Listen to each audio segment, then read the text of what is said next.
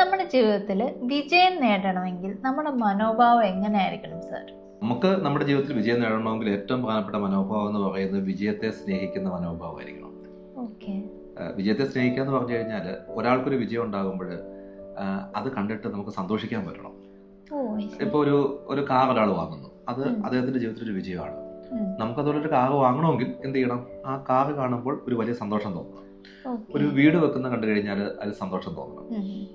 ഒരു വലിയ കെട്ടിടം പണിയുന്നു, ഓക്കെ, അത് കണ്ടാൽ നമുക്ക് സന്തോഷം തോന്നണം. ഫോറിൻ വിദേശ യാത്രകൾ ആ വ്യക്തി നടത്തുന്നു, അത് കാണുമ്പോൾ നമുക്ക് ത്രിൽഡ് ആവണം.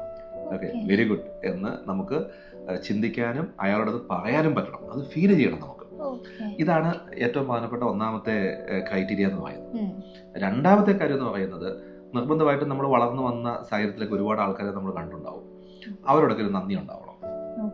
നമുക്ക് ആരുടെയും സപ്പോർട്ട് ഇല്ലാതെ ഈ ജീവിതത്തിൽ ഒന്നും ചെയ്യാൻ പറ്റത്തില്ല. അപ്പൊ ചുറ്റുമുള്ള ആൾക്കാരോടൊക്കെ ഒരു നന്ദി ഉണ്ടെങ്കിൽ തന്നെ നമുക്ക് വിജയം 100% ഉറപ്പായിരിക്കും. മറ്റൊന്ന് വളരെ ഇമ്പോർട്ടൻ്റ് ആയിട്ട്, നമുക്ക് ആരോടും പിണക്കമോ വൈരാഗ്യമോ ഇങ്ങനെയുള്ള കാര്യങ്ങൾ വെച്ചോണ്ടിരിക്കരുത്. നമ്മൾ നാച്ചുറലി പിണങ്ങും.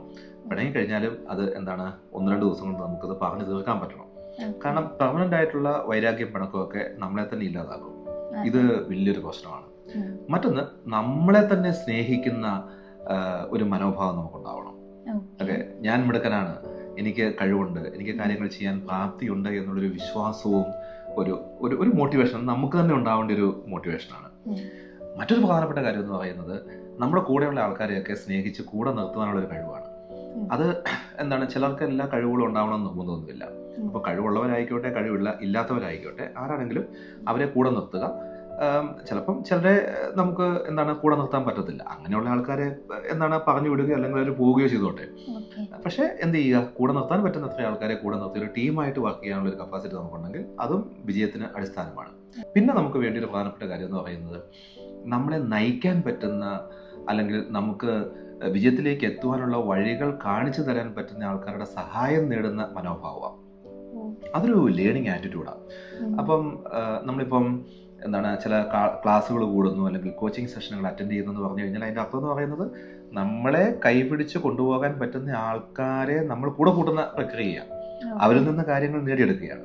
അത് ലേണിംഗ് ആറ്റിറ്റ്യൂഡ് എന്ന് പറയാൻ കാരണം അവരിൽ നിന്ന് ഒരുപാട് കാര്യങ്ങൾ നമ്മൾ ലേൺ ചെയ്യുന്നു.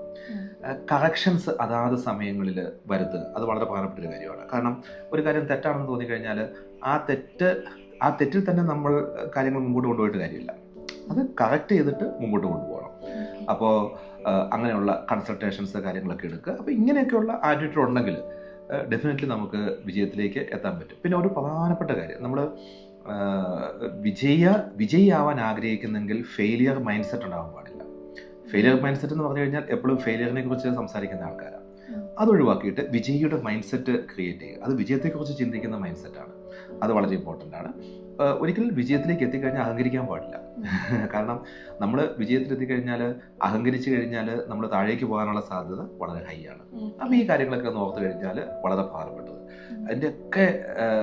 ഇതിൻ്റെയൊക്കെ കൂടെ തന്നെ ഒരു കാര്യം കൂടി ഞാൻ പറയാൻ ആഗ്രഹിക്കുന്ന കാര്യം, സ്വന്തം മാതാപിതാക്കളെയും അപ്പനമ്മയെയും ഗുരുക്കന്മാരെയും ഒക്കെ ബഹുമാനിക്കാനും കൂടി പഠിക്കണം. ഓക്കെ, ഏതൊക്കെ മനുഷ്യരാണെങ്കിൽ അവരെ ഒന്ന് ബ്ലെസ് ചെയ്യാനുള്ളൊരു കപ്പാസിറ്റി, ഈ മനുഷ്യൻ നന്മയുണ്ടാവട്ടെ എന്ന് പറയാനുള്ള കപ്പാസിറ്റി, പ്രത്യേകിച്ച് നമ്മളെ കൊണ്ട് ആവശ്യമുള്ള ആൾക്കാർ, നീഡിയായിട്ടുള്ള മനുഷ്യന്മാരെ അവർക്ക് എന്തെങ്കിലുമൊക്കെ സഹായം ചെയ്യാനുള്ള മനസ്കത, ഇതൊക്കെ വിജയത്തിലേക്ക് എത്തുവാനും വിജയം നിലനിർത്തുവാനും ആവശ്യമായിട്ടുള്ള ഘടകങ്ങളാണ്.